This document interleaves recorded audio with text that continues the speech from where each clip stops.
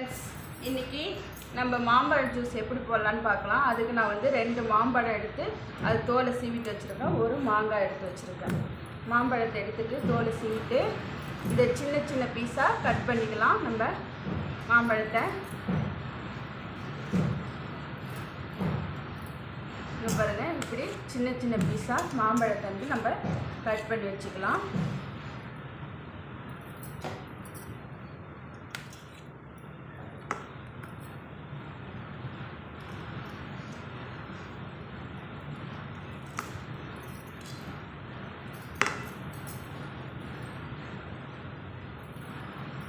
Friends, இப்போ நம்ம வந்து மாம்பழத்தை கட் பண்ணிட்டோம்.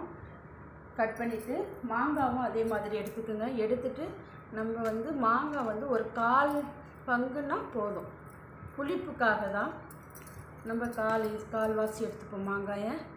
அதனோட தோலையும் சீவிட்டு இதுக்குள்ளே நம்ம சேர்த்துக்கலாம். 2 கப்பு பழத்துக்கு 1/4 கப்பு வர மாதிரி மாங்காய் எடுத்துப்போம்.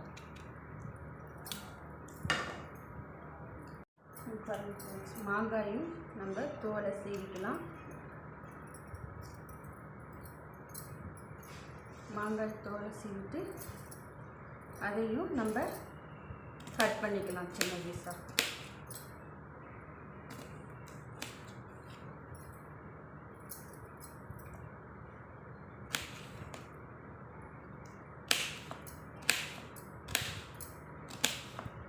இப்போ இந்த மாங்காய் வந்து 1/4 பங்கு, மாங்காய் வந்து 1/4 கப்பு எடுத்துருக்கோம். பழம் வந்து 2 கப்புக்கு எடுத்துருக்கோம். இதை வந்து நம்ம பேனில் வந்து ஆட் பண்ணிக்கலாம். 1/4 பங்கு மாங்காய், 2 கப்பு பழம்.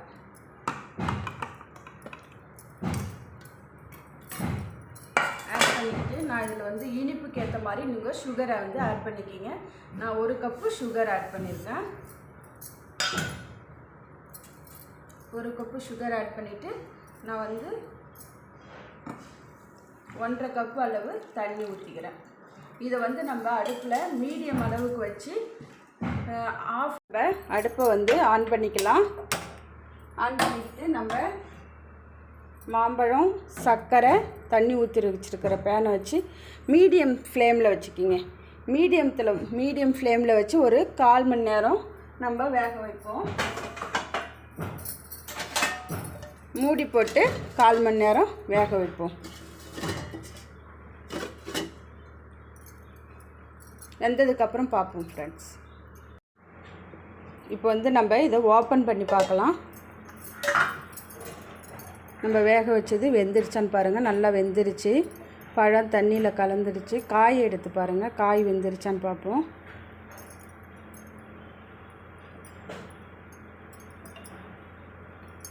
காயை எடுத்துகிட்டு அழுத்தி பாருங்கள், நல்லா வெந்துருச்சு.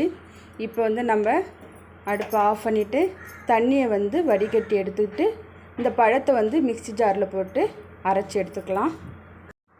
இங்கே பாருங்கள், நம்ம தண்ணியை மட்டும் வடிகட்டி எடுத்துக்கலாம் தனியாக.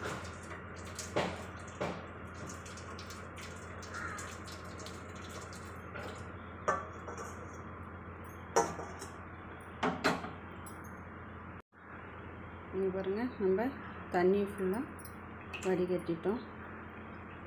இப்போ வடிகட்டினதுக்கப்புறம் இந்த தண்ணியை வடிகட்டி எடுத்துட்டு இது நல்லா ஆற வைக்கணும். பழத்தை வந்து நல்லா ஆற வச்சு நம்ம மிக்ஸி ஜாரில் போட்டு நல்லா பேஸ்ட்டாக அரைச்சி எடுத்துக்கலாம். அதுக்கப்புறம் பார்ப்போம். பழம் ஆறிடுச்சு. ஆறினதுக்கப்புறம் இப்போ வந்து நம்ம மிக்ஸி ஜாரில் வந்து ஆட் பண்ணிக்கலாம்.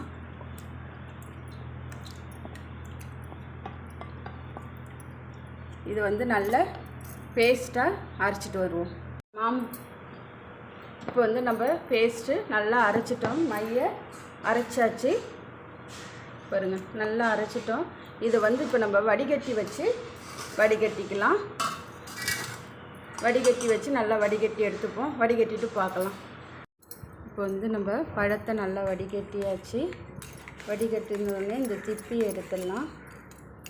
எடுத்து வடிகட்டினதுக்கப்புறம் நான் ஃப்ரிட்ஜில் வந்து வாட்ரு ஒரு 4 மணி நேரத்துக்கு முன்னாடியே தண்ணி வச்சுருந்தேன் கூலிங் ஆகட்டுன்னு. அதை வந்து இதில் நம்ம ஆட் பண்ணிக்கிறோம். தேவையான அளவு நம்ம ஊற்றிக்கலாம். நான் வந்து இதில் 2 கப் அளவு தண்ணி ஊற்றுறேன்.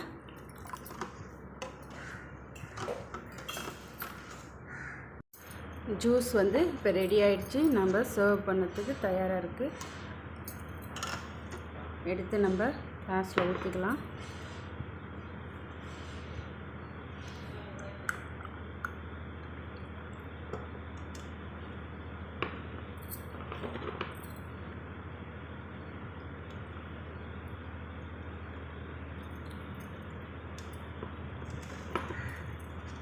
மாம்பழ